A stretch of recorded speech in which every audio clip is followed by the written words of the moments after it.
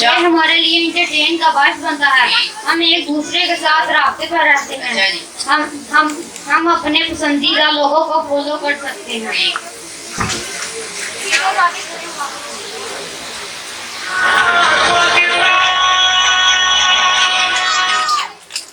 और मैं तुम्हें इंस्टाग्राम के बारे में बताऊं। इंस्टाग्राम एक ऐसी चीज है जिससे हम दोस्तों के साथ रास्ते में रह सकते हैं। अच्छा जी। और दोस्तों का हाल चाल पूछ सकते हैं।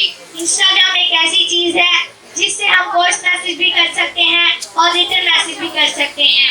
और हम पढ़ाई के लिहाज से जो भी हमें प्रॉब्लम होती है वो हम उसमें दोस्तों से पूछ सकते हैं मैसेज कर। आगे आप गूगल के बारे में जाना।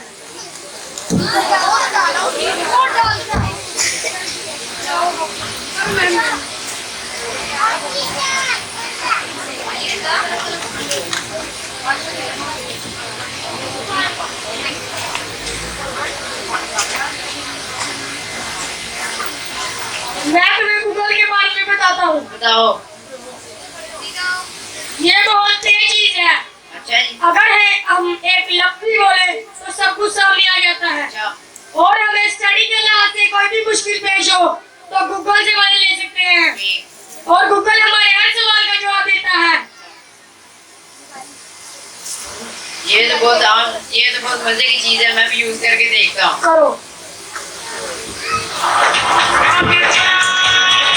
जिंदाबाद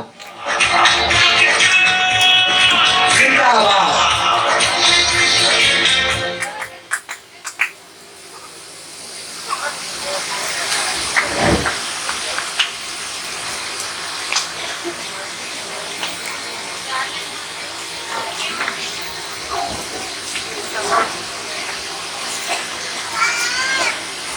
ये फेसबुक कितनी अच्छी चीज है। कितने अच्छे मैसेज आ रहे हैं।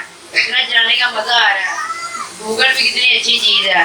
इतना मजा आ रहा है चलाने।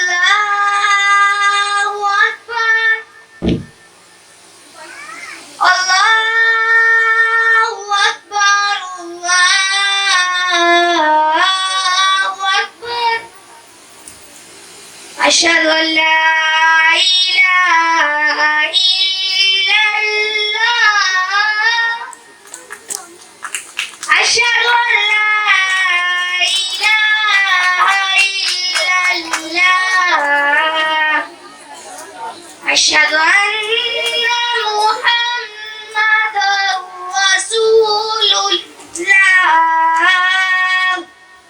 अशहदु अन्ना मुहम्मदर रसूलुल्लाह।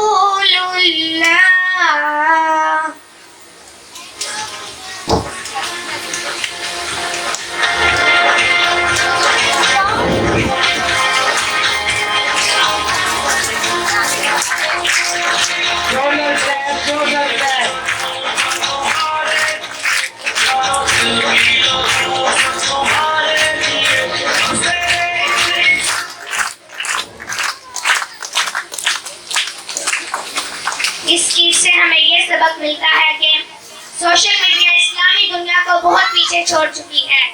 सोशल मीडिया एक ऐसी चीज है जो इस्लामी दुनिया को बहुत पीछे छोड़ रही है और मजीद छोड़ देगी।